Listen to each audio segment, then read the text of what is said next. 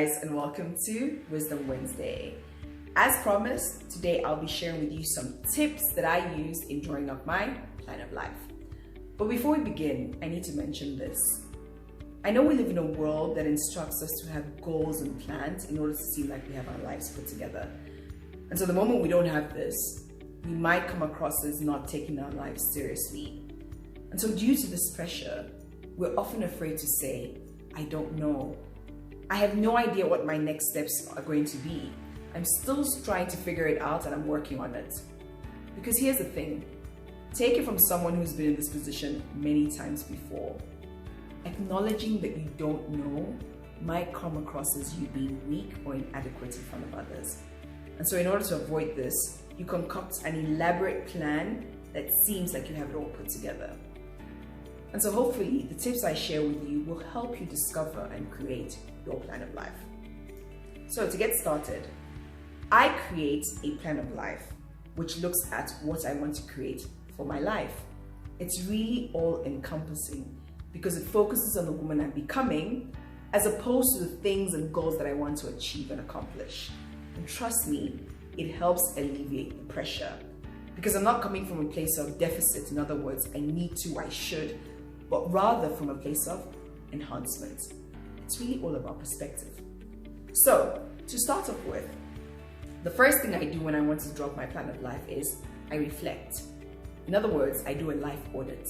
I look at my life, I look at my finances, I look at my character development, I look at dreams, goals, aspirations, my career, everything.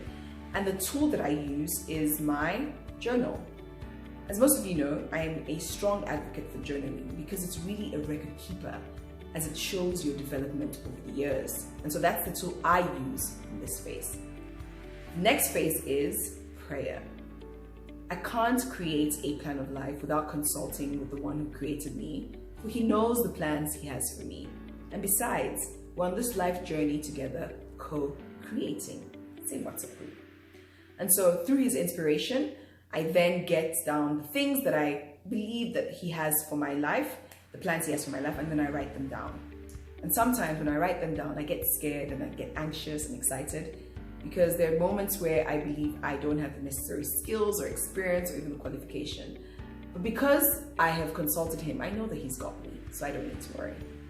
And then I take each of them and break them into bite-sized pieces. So I look at things like my dependencies, I look at support system, I look at timelines, etc. And all of these help keep me accountable. I know that some people use the SMART tool in this phase. This is the way in which you go about developing a goal. So it looks at your goal, if it's specific, if it's measurable, if it's achievable, relevant, and time-bound. And that way it holds you accountable.